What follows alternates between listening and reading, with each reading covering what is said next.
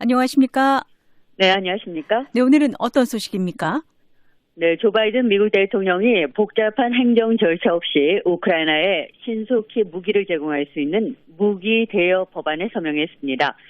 필리핀 독재자의 아들인 페르디난드 봉보 마르코스 전 상원 의원이 대선에서 압승을 거뒀습니다.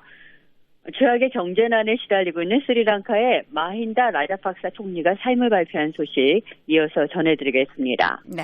자, 지구촌 오늘도 우크라이나 관련 소식부터 보겠습니다. 조 바이든 미국 대통령이 무기 대여 법안에 서명했다고요? 네, 바이든 대통령이 9일 우크라이나에 군수 물자를 신속하게 제공할 수 있게 하는 법안에 서명했습니다. 정식 명칭이 우크라이나 민주주의 방어 무기 대여법 2022인 이 법안은 우크라이나에 무기나 보급품을 보다 신속하게 보낼 수 있도록 이 복잡한 행정 절차를 간소화하는 내용을 골자로 하고 있습니다. 네. 이 무기 대여법이 만들어진 것이 2차 세계대전 때라고 하죠?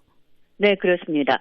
1941년 프랭클린 루스벨트 미국 대통령이 연합군의 무장 지원을 위해서 제안해서 채택된 법안입니다. 이 법을 기반으로 해서 미국은 2차 대전이 끝날 때까지 대규모 전쟁 물자를 연합군에 전달했고요.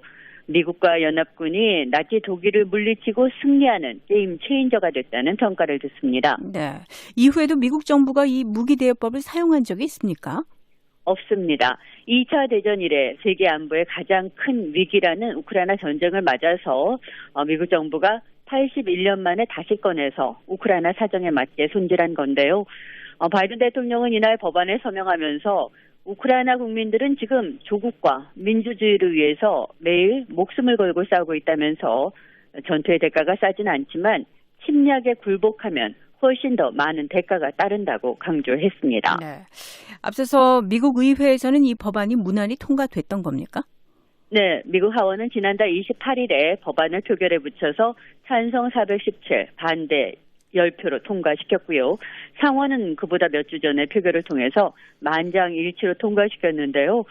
워싱턴 포스트 등 주요 언론은 현재 정치적으로 양분되어 있는 미국 의회가 이 우크라이나 문제에 있어서는 초당적으로 움직이고 있다고 평가했습니다. 예.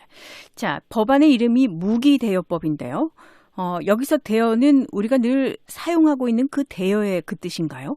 네, 맞습니다. 말 그대로 빌려주는 겁니다. 우크라이나는 필요한 군수 물자를 미국으로부터 조달받고 나중에 전쟁이 끝나면 그 대가를 지불하면 됩니다. 볼로디미르 젤렌스키 우크라이나 대통령은 트위터에 바이든 대통령의 이 서명을 역사적인 순간이라고 환영하면서 우크라이나가 이 전쟁에서 반드시 승리할 것을 확신한다고 강조했습니다. 예. 자, 바이든 대통령이 요청한 추가 지원 예산, 이 부분은 어떻게 돼가고 있습니까? 네, 바이든 대통령은 지난달 28일에 우크라이나 지원을 위해서 330억 달러 규모의 추가 예산을 의회에 요청했는데요. 낸시 펠로시 하원 의장과 척 슈머 상원 민주당 대표가 9일 바이든 대통령과 통화하고 이 법안의 세부 내용을 최종적으로 마무리 중인 것으로 말한 걸로 전해졌습니다. 소식통에 따르면 이르면 10일 표결에 붙일 것으로 관측됩니다. 예. 자, 330억 달러 적지 않은 돈인데요. 구체적으로 이 돈을 어떻게 사용하는 겁니까?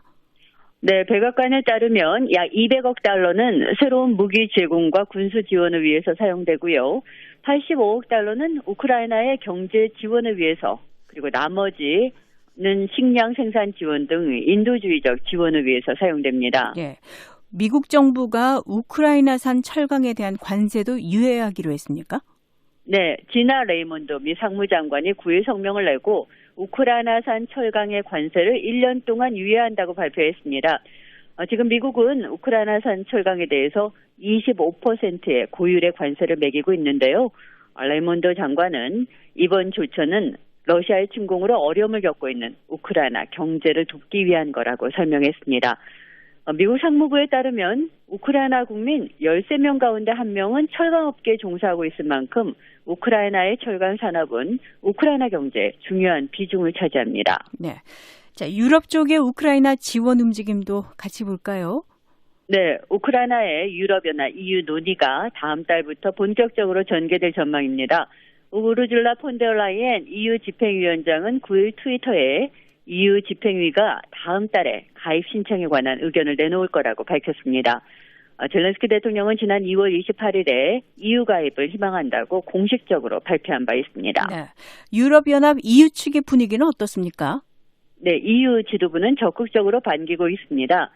폰데라이엔 위원장은 특히 지난달에 EU의 가입을 위해서 최대한 속도를 내겠다고 말한 바 있는데요. 현재 우크라이나는 EU 가입에 필요한 2차 서류 작성을 완료한 걸로 알려졌습니다. EU 집행위원회는 이 서류를 검토하고 긍정적인 의견을 제시하면 27개 회원국이 이를 승인해서 후보국의 지위를 받게 되는데요. EU 회원국이 모두 찬성해야 합니다. 통상 가입 신청에서 후보국 지위까지는 몇 년씩 걸리지만 EU 지도부는 속도를 내겠다는 입장입니다.